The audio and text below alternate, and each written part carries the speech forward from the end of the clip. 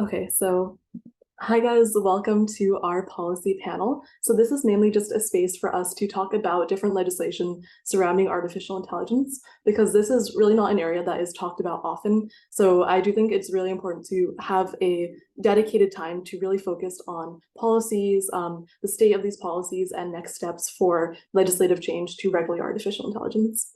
So our first town hall is going to be focused on algorithmic bias. So just a brief overview, that is just the principle that algorithms are inherently biased because of biased data sets. And this manifests in many different ways. Specifically, we're going to be talking about algorithmic accountability for companies, as well as facial recognition. So since we do not have a ton of attendees this time around, you guys are all going to be considered panelists. So you guys can feel free to talk whenever there is a question posed and just share your thoughts. And don't worry if this is your first time being in a panel setting. This is just a space for us to really just share our thoughts and just what we've experienced in the realm of artificial intelligence as young people so far. So I don't think Sienna Ray is on this call. So we're going to push, she was supposed to give an intro talk on algorithmic bias, but we're just going to push that towards the end of the meeting. So I'm just going to talk briefly about what She Codes Cures does as an introduction. So I think most of you guys are volunteers with us, but if you aren't, this is just essentially an organization focused on mobilizing and educating female students to advocate for artificial intelligence. So this is a really new field, but as artificial intelligence gains popularity, there comes along a myriad of social justice issues, human rights issues, privacy issues, and a bunch of other complications that come just because of one, structural bias, and two, a callousness in a lack of regulation of artificial intelligence systems. So that is what we're here to really talk about, and that is the overarching purpose of She Codes Cures. So we have 5 departments, our advocacy, research, and artificial initiatives departments, and so on. So these different departments tackle different aspects of our organization, and volunteers work in one or multiple departments in order to really expand our organization. And there is truly something for everyone. So we really try to keep the departments quite diverse in what they do. So there is, if you like graphic design, you can always do the social media department. If you like research, then you can offer the research department, and so on and so forth. So now that my spiel is done, we are going to jump right into the Facial Recognition and Biometric Technology Moratorium Act. So Ria prepared a short talk just to introduce us to that legislation. So over to you, Ria. All right. Hi, everyone. My name is Ria. I am the Director of Advocacy for She Codes Cures. And today we're going to start off by talking about the Facial Recognition and Biometric Technology Moratorium Act. I know it has a long name, but we're going to break it down. So just to start, as a bit of context, facial recognition and biometric technologies have been rapidly advancing and have been transforming our world in general. Now, they offer convenience, security, and an improved user experience, but they also raise concerns about individual privacy, civil liberties, and potential misuse. Now, this act aims to address these concerns and strike a balance between technological innovation and while safeguarding our fundamental human rights. So what this bill will do is it proposes a temporary suspension or a moratorium on the use of facial recognition and other biometric technologies by both public and private entities, and will be in effect until regulations can be established to govern ethical use. So basically, we're taking a pause and we're saying, let's let our policymakers have a chance to catch up to this rapidly advancing technology. So during this moratorium period, we're going to give businesses, agencies, and other entities, and we're going to basically prohibit them from deploying facial recognition and biometric systems for surveillance, identification, or any other purpose. And this is mainly aiming to prevent the misuse and abuse of these technologies and ensure that they don't infringe upon our right to privacy and data. Now, why is this act inherently important? Well, it's because the deployment of facial recognition systems have raised concerns about the potential erosion of our privacy rights. There's been so many reports of misidentification, biases, and unauthorized access to personal data have only exacerbated these worries. Now, this bill provides a pause to assess the implications of widespread facial recognition and biometric technology adoption.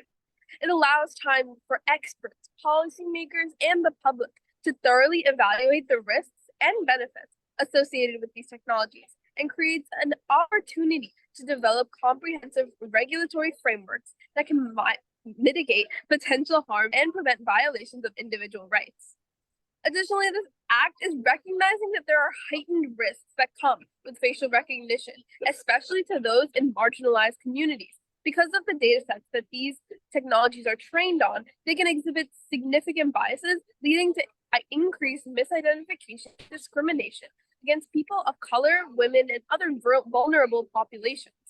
Hence, the act is aiming to protect the civil liberties of these communities and prevent further harm arising from the unregulated use of facial recognition technology. Now, where is this act currently? Well, it's still in the early stages of the legislative process. It's currently introduced in legislative bodies and is now subject to debates, discussions, and hearings before it can proceed to a vote. This is a crucial stage, as it is allowing policymakers and experts time to analyze the intricacies of the bill and consider potential amendments and gather feedback from the public. However, we should also note that this act is not an isolated effort. There are several cities and local jurisdictions that have taken measures to ban or restrict the use of facial recognition technology by government agencies and law enforcement. San Francisco was the first major city to ban the use of facial recognition technology by law enforcement and city agencies in 2019. Other cities, such as Oakland, Boston, and Portland, have also taken similar steps to curb the unfettered use of these technologies and prioritize the protection of privacy and civil liberties. So, as a whole, this is a significant step towards safeguarding our rights and preserving our democracy in the face of advancing technologies. And it seeks to create a space for thoughtful deliberation, consultation, and the formulation of robust regulatory measures. So just again, that's just a brief overview of the Facial Recognition and Biometric Technology Moratorium Act. Awesome. Thank you so much. That was a very well-researched presentation and you killed it. So next we're going to dive into a discussion of this act. And once again, it's okay if you're not totally familiar or even familiar at all with it. We're just going to be talking about facial recognition technology, as well as any experiences you've had about it, anything you've read about it, and so on. So Ria, I'm going to have you facilitate the discussion, so over to you. All right, definitely. So first up, does anyone have any thoughts on issues relating to facial recognition technology, and have you ever experienced these issues personally?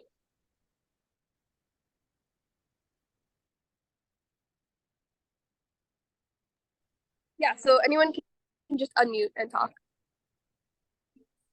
Sorry, could you guys hear what I said? Yeah, you're good. Okay, so I'll just take it first.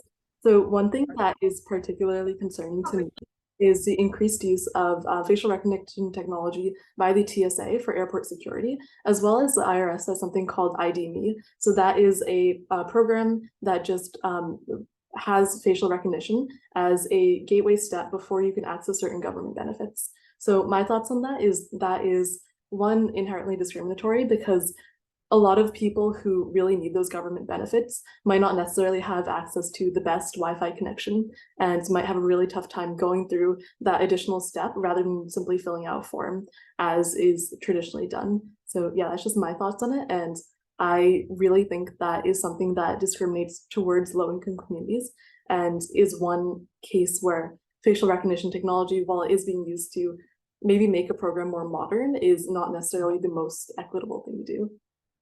Yeah, it's just my thoughts, and then anyone else can go ahead and jump in. Julia, go for it. Yeah, so adding on to the fact about facial recognition technology, I think it also infringes on many of people's personal rights, because I read the story about there's this young girl and her parents posted her on social media, and these people use the AI to create AI generated videos and images of the little girl with her face, with like her doing like inappropriate things. And that's not only like infringing on your personal rights as a person, it's like so inappropriate. So there should be like laws and there should be restrictions on how these AI generative like things can be used on people. And also it also makes it easier for human traffickers to locate people, because you can just use the facial recognition technology and just see anybody that you want. So I believe that there has to be restrictions put on AI because the things that AI can do with all these technologies can be so disastrous. Thanks, Julia.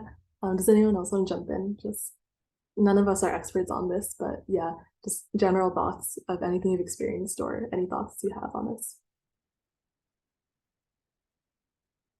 I obviously facial recognition to me is like it's increasingly getting more dangerous, and with all like the TSA that you're talking about and like the deep fakes and these AI generated things, but there's also like good things like or convenient things that came out from facial recognition. Like I mean, like all of us probably all have iPhones, and I think that's like one good thing to for one thing from facial recognition and like unlocking like your bank account or whatever. I think it's a convenient thing, but I think we also need to put restrictions on it. It's definitely, I'm just going to jump in with additional points as I see, but you mentioned facial recognition is tied to iPhones. Would you mind elaborating on that? Oh yeah. So like as in like you unlock your phone with facial recognition and like you can use that to unlock your passcodes and whatever to just make it more convenient. There's also things that like you guys were talking about that are also very dangerous for us and could further like be detrimental to our society. I feel like even with the facial recognition, when you unlock your phone and passcodes and stuff, that's already like kind of scary to me because I don't know if your friends have done it, but like they take the facial and they put it in front of your face and then it unlocks already. I feel like that already is a pretty scary thing. For sure.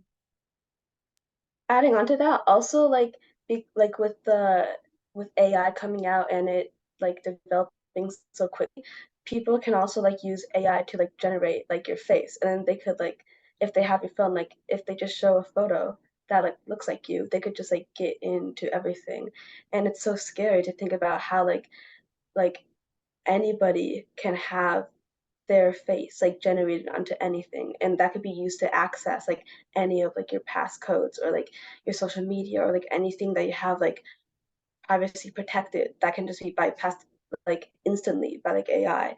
And that's so scary. Like there has to be some sort of security put on or like some laws that's restricting like how how much AI can use as like their database. Ria, I'm not sure if like you're in an area where you can unmute, but did you want to follow up with the next question?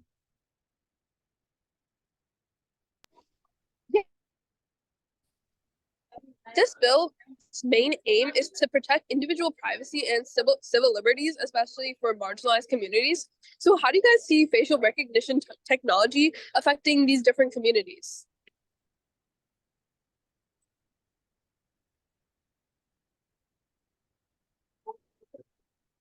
Okay, so I can give everyone a bit of a starting point. So personally, I think that computers they're trained on these various different training sets, and based on the training set, a computer doesn't necessarily see various features as distinctly as a human might.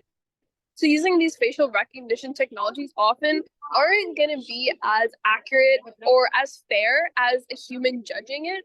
But then again, we have to consider that humans have biases too. So I guess all around, I don't think either system is particularly fair or particularly perfect, but I do think a human is capable of making more of those judgment calls than a computer program could.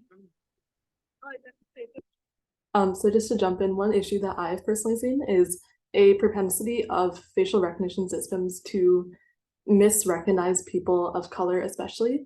And this could just be because of poor training, but I think that there is something like very demeaning about like you've probably heard those stories about search algorithms incorrectly labeling like a person who is African American as say a gorilla or something, which could potentially be remedied through more training of these models, just making sure it has more accurate data, more diverse data, and just making sure it has the ability to distinguish human features properly. But I think there is also something like very, very dehumanizing about being misrecognized. Yeah, that's my thoughts on it. And I think that that just feeds into biases we already have about people of color. And I think that is very problematic. And I think that there's not nearly enough attention being directed towards this, because the focus right now is, it's kind of like an artificial intelligence arms race is how I think about it. Just the focus is bigger, better, faster artificial intelligence. And I think there's not enough time being taken to slow down and really look at the effects this has on people, how we treat people, and just how we interact with each other overall. Do any of you guys have thoughts on that? I like what Annika said about wait, I just lost my train of thought. Sorry. About can I go next? Sorry. Yeah, I wanted to add on to Annika also. Like, I agree with you about like thinking, sorry, about thinking that like the AI thing is like an arms race, because I feel like all the people who developed AI were thinking so much about like, can we make this AI? Like, how good can we make it? They didn't like stop to really think about like, is it good to make this AI? Like should we actually make it? Because AI, like it has developed so quickly, like so fast. Like literally in like only a couple of months, like Chat GPT can already like generate like so many things, like just like a human would. And that has only been in like a couple of months. And if at the very root that the AI that we're going to be using a lot in our future, that I think is going to be our future, is biased against people of color, then like then it's going to be so horrible for our society, because how can the thing that we're going to be using, like, have you guys heard about when Amazon used the AI for like uh their interns to interview and like go through the process of getting new job candidates, and then they found that the AI was primarily like favoring the white men, because the researchers that created the AI like unknowingly created a bias for white men, because like the database that they used, the people who were hired mostly were white men, because the humans who were doing the job, who were doing like the job process, had a bias towards white men, so the AI got that same bias. So and that's just one case. So like this AI that would be like determining our futures and our job, if it's like biased against us, like that's going to be so horrible. We and the fact that like people are still making more and more AI without like stopping to test to see if it's fair. Like if this keeps going on, like who knows what will happen and how bad it'll be for us. Stephanie, any thoughts on that? Yeah, so there's discrimination in facial recognition all the time, and I think one important is like in policing, like the use of facial recognition in policing can perpetuate and exacerbate existing racial biases and discrimination. Like Black protesters, I think I read in an article are often subjected to greater scrutiny and suspicion, leading to heightened levels of harassment and arrest. And like also Indigenous people and people of color are more frequently stopped and questioned by the police than white people with like in using facial recognition. And like you said, like facial recognition always misidentifies Black faces at a very high rate, and facial recognition is like a working process, and like so it's less accurate in identifying people with darker skin tones, like in also women as well, and this can result in misidentification of like the Black protesters, or because of the image databases, like as Julia was talking about, like these databases aren't as like broad, and like Ria said, she like the humans are more like better at judgment than it is with these databases that we teach the AI facial recognition technologies with. To what I was gonna say before, I like what Annika said about the solution of training machines to not be as biased, because I feel like people in this age value conveniency so much that it's less likely there will be restrictions set on how facial recognition and on facial recognition AI, because it's like rapidly advancing. Yeah, that's a really good point. Ria, I know you've been asking the questions, but do you have any thoughts on that? Sorry, could you say it again? I think you're breaking up for me. You're good, you're good. Since you've been asking the questions, do you have any thoughts that you want to share? No, I think I agree with what everyone's saying. I've been researching this a lot, so I guess I say that on a whole, like this is an act that I think is so necessary because this technology is advancing way too fast for any of these. Like policy takes a long time to come into place, and our legislators need time to like review everything, create regulations that make sense and are fair to all these big companies as well. So I do think that just taking a pause, taking a breather for a second, I think would be very good for everyone.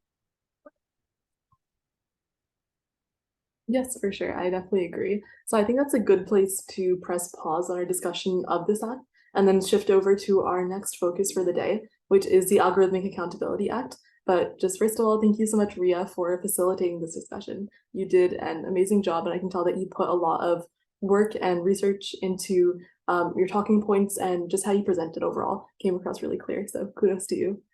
So over to you, Stephanie, if you want to give your intro talk on the Algorithmic Accountability Act. Yeah, so the Algorithmic Accountability Act of 2019 is a legislative endeavor designed to shape the ethical landscape of artificial intelligence and machine learning. The bill was introduced in the House on April 10th, 2019, and it seeks to foster transparency, fairness, and responsible deployment of high-risk automated decision systems that involve personal information. And the reason this was created was because there have been numerous reports that computer algorithms used in artificial intelligence systems that contributed to biased and discriminatory outcomes.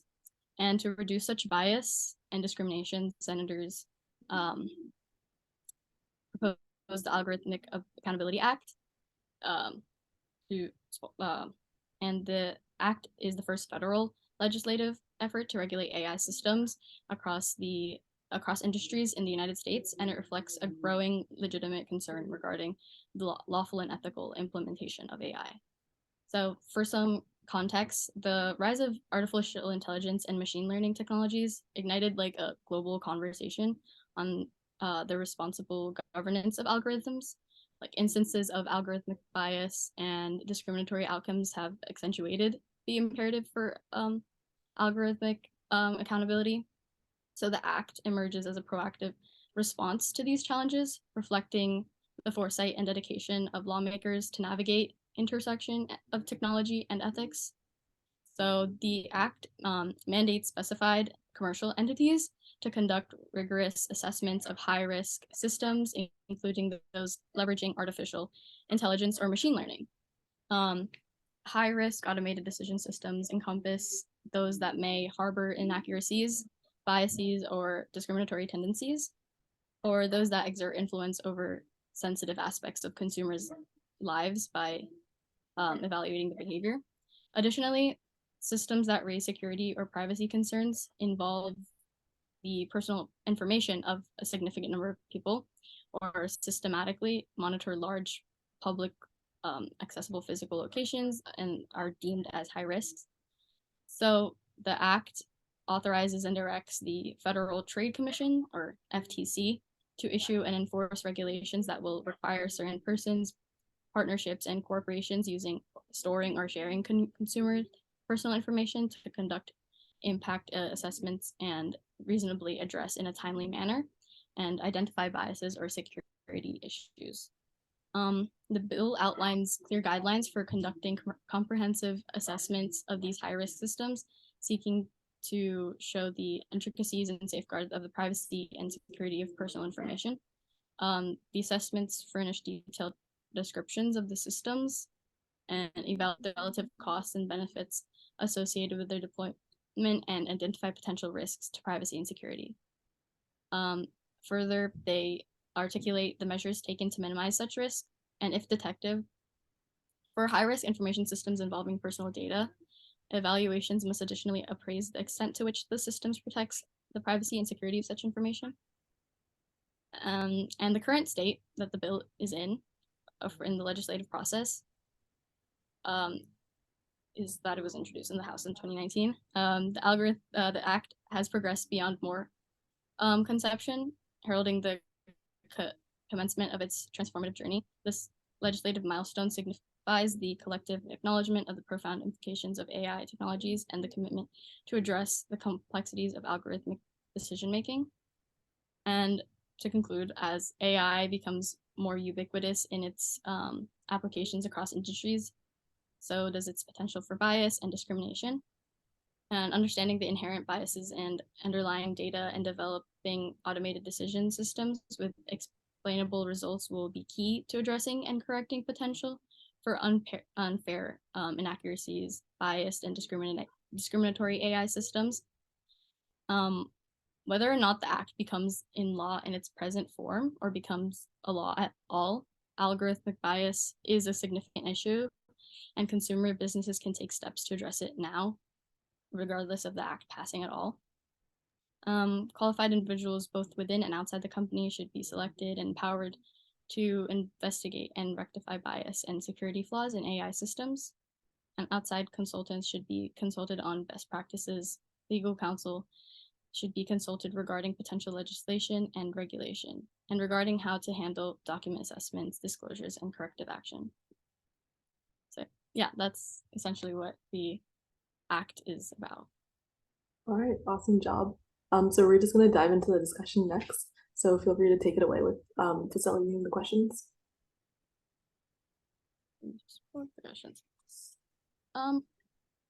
So how do you guys feel about like the ethical considerations surrounding automated decision systems?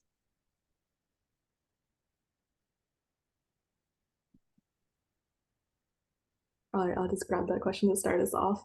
But I feel that this bill is very much a needed step because it centers around 3 areas of artificial intelligence that are a huge problem right now, namely security, transparency, and accountability. So security in that these systems have to be tested before being put out for use, that the data is used in a secure way that mitigates the risk of someone that is not supposed to have access to this personal data having access to that personal data. And that also feeds directly into transparency in that companies need to be super, super transparent about where they are getting this consumer data from. So I always like to talk about it like an ingredient label. So right now, artificial intelligence systems are very vague and hazy about where they get their data from. So for example, ChatGPT, it is quite difficult to find to find information about what they do with your personal data, how they store it, how they manage it, and so on. And so that is something that needs to be much more transparent. So a sort of ingredient label kind of putting a forewarning on models before you start to use them about what they're going to do with your personal data that you give them. That is something that will really help with transparency. And also accountability. So companies taking accountability for any potential flaws in their systems. So one company that I know that has been pretty good about this is Anthropy, but other companies have lagged far, far behind this. So the FTC's recent investigation, I don't know if you guys heard about it, but the recent investigation into OpenAI, the maker of ChatGPT, is definitely a step in the right direction. And big companies such as Google and Meta agreeing to recently follow restrictions set out by the federal government is also definitely a good step towards accountability. But yeah, so that is kind of a summation about how I feel about the ethical considerations and concerns with artificial intelligence. And I think the Algorithmic Accountability Act definitely does a good job addressing all of these 3 focal points, security, accountability, transparency, and is definitely something that I think will really set us on a good trajectory for artificial intelligence in the future. Yeah, any thoughts on that? You said that perfectly. I completely agree with you. It's really great how some companies are stepping forward, but I definitely think that more action does need to be taken, because even though that these companies are stepping forward, it would definitely be helpful if there are also more laws placed onto security, or restrictions placed on how what AI can use as their algorithms, so they don't just take like whoever's face from anywhere, like that, so people's security can be protected. But that law is definitely a step in the right direction, and it's very hopeful for like what the future could look like if many more laws like that were also established. I think we lost Stephanie due to tech issues, but we'll just keep the discussion going. Joey, any thoughts on that? No. Okay, all good. How do you guys feel about a lack of transparency, shall we say, like in algorithms that we use every day, or at least I do, ChatGPT. So how do you feel about the way that they use your personal information being kind of muddled and not very transparent? It's definitely really scary. Privacy like issues or like how much of your information is being used has always been like an issue, like even before AI. Like I use it instead of using like Google or Safari, I use this browser called DuckDuckGo because I don't want like Google to like steal my information. Like, and it's even worse with AI because it's not just like stealing your online data, it's stealing like it could be stealing like what you look like or like thousands of other things that are now accessible to AI. Especially like as an artist, like the new art AIs that have come out, the data sets that those AIs like take, it's from actual art pieces from actual artists. It's not just generated because AI AI doesn't like generate something from nothing. To me, it takes that input and creates an output. So AI can't create anything without an input, and it's scary because we don't know what that input is. For those art AIs, that the AI is just like stealing like actual art pieces from like artists. It's not like creating its own thing, and there are like no regulations at all over how AI is like stealing that art essentially and just creating a new thing out of it. So like applying that not just to art but to our whole entire society, like we don't know what's being inputted into the AI, and sometimes like what comes out of the AI can be racist things or sexist things or like offensive things, and we don't know, and like biased things, and like we don't know why it's like coming out like that. Like we do, but like we don't actually see like the input that's being put into the AI. So AI can definitely be more transparent about what it's being modeled on. But yeah, that's just what I think. Julia, Joey, any thoughts on that?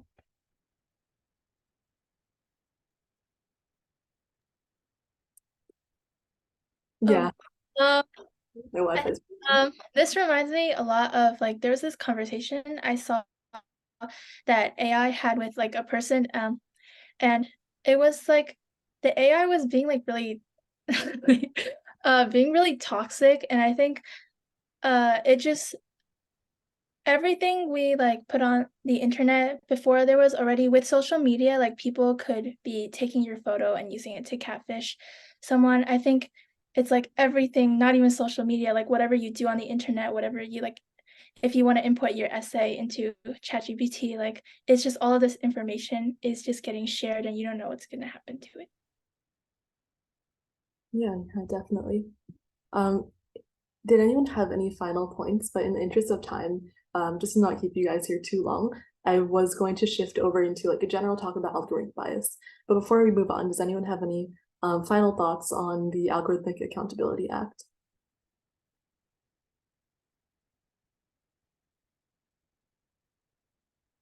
All right, looks like it's all been said.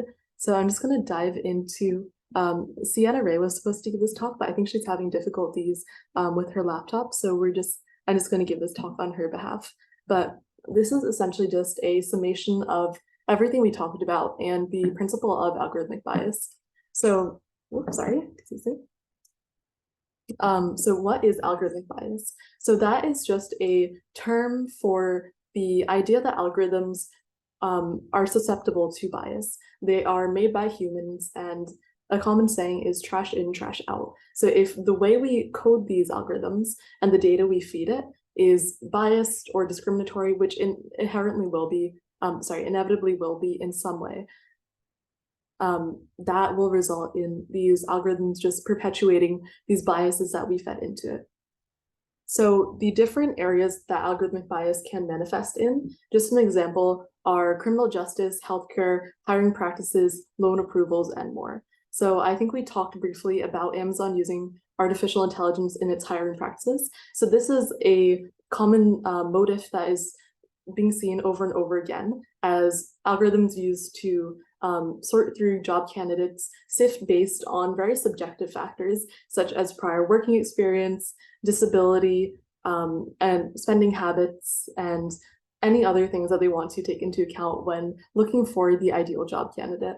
So this, while it may not seem outright biased at first glance, this is stemming from a ton of things that are intrinsically biased in our system, such as criminal justice. This is one that I talk about a lot, but our criminal justice system is notoriously biased towards people of color.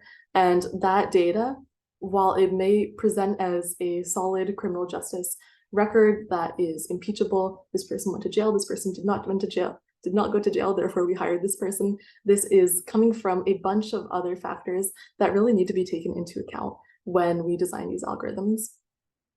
Another aspect is artificial intelligence ethics. So not just the kind of artificial intelligence doomerism, like is AI going to steal our jobs and take over the world and lead us into Armageddon kind of thing, but is also the idea, is AI ethical to use? So there's that huge strike going on in Hollywood as well as other film epicenters, with writers striking for a bunch of reasons, low pay, but also for the reason that there's this looming threat of artificial intelligence taking over their job, because movie writing is something that is very repetitive and could potentially easily be taken over by an artificial intelligence, especially as it starts to get more advanced and is able to create these really unique scripts that are just as good, or if not better, than as a human wrote it. So that's the ethic issue. So like, even if AI could give us a better outcome, is it ethical to use it? Is it ethical to potentially take away someone's job? Is it ethical to use it in this process? And just a bunch of other different concerns as to how we interact with this technology and just how far are we willing to go with this. There's also the issue of artificial intelligence being discriminatory, which I touched on briefly before, but just coming from a framework of bias that we weave into the data sets that we put in, this results in algorithms that just reflect our biases and just come from the data sets that we feed in that are already riddled with flaws. So the next step, on a more optimistic note, is what needs to be done. So the first step would, of course, be testing and auditing. So really robust and rigorous testing to make sure that all algorithms are thoroughly tested for bias before they are put out for common use is definitely a good step to mitigating this bias. As well as auditing, it could be private companies, it could also be the federal government, there's some outside source that is looking at this company's product and ensuring that it is not biased in as much as possible. And another thing is whistleblower protection through bills and lobbying. So as we talked about before, I think we all kind of feel like we're very much in an AI arms race. There is always that pressure for companies to go bigger, faster, better, stronger with their artificial intelligence. So bills that really force companies to slow down and be accountable of their impact is very important. So that's why we, for example, highlighted the Facial Recognition and Biometric Technology Moratorium Act, because this would just force the brakes for facial recognition technology and just cause companies to really slow down and do the research before they just keep turning out these facial recognition technologies, even if it does mean the US lagging somewhat behind other companies like China or Russia that are really going no holds barred into artificial intelligence development. So as a conclusion, there are legislative protections in the work to really reform our attitude towards artificial intelligence, but these have a long way to go, which is part of the reason why we're starting to roll out these policy panels to just really hear students' thoughts. It doesn't matter if the people on these panels are not experts in artificial intelligence. I am definitely not. I don't think anyone at She Codes Cures can claim expertise completely in this field, but we just want to hear like the human reactions, how you feel about these things, what you think needs to be changed. And hopefully, as we grow bigger and bigger, we can have our voices heard enough to really play a part in spurring these legislation pieces through Congress to really reshape the way we interact with artificial intelligence and create a safer future for everyone. So, okay, I'm just reading through Sienna Ray's talk summary, but she also included she has a side note, like pull the wool analogy. I'm not sure exactly what she meant by that, but my guess, based on like her some notes beneath that, is that algorithmic biases are kind of chipping away at minority groups. So the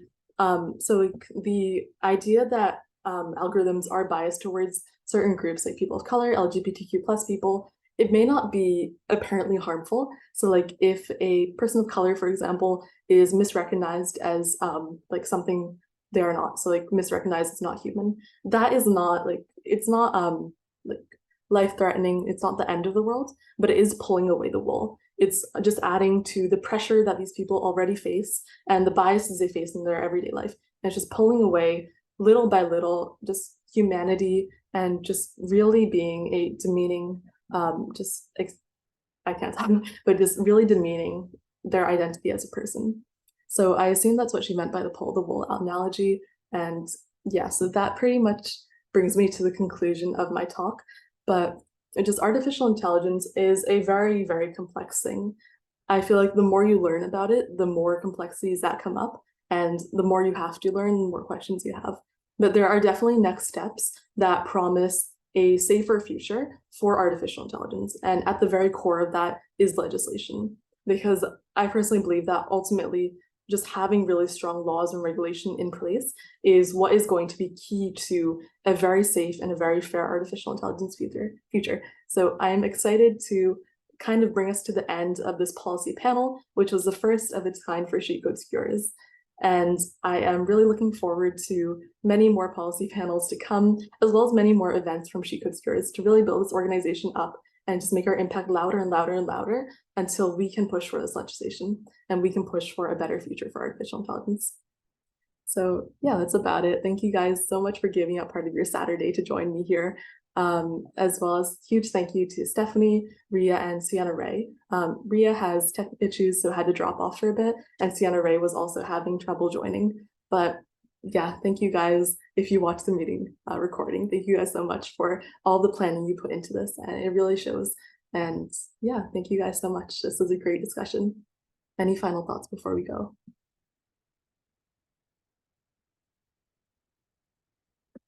Stephanie, I'm going to put you on the spot. I'm sorry, but what were your thoughts on our discussion? I think it was very important to have this discussion, and personally, I didn't even hear about any of these acts before, and like I know all these issues that came up, like I see them on Twitter or whatever, but I never knew that there were like acts that were made to mitigate and help with these issues and these ethical issues that many minority groups, marginalized communities have trouble like combating themselves. Yeah, that's it. Yeah, Pretty much it. Okay, so we are going to call this the end of this panel, but thank you guys so much again for joining, and I hope you guys have an amazing rest of your day, and it was truly such a joy to have this panel. Thank you. This was really great. Guys.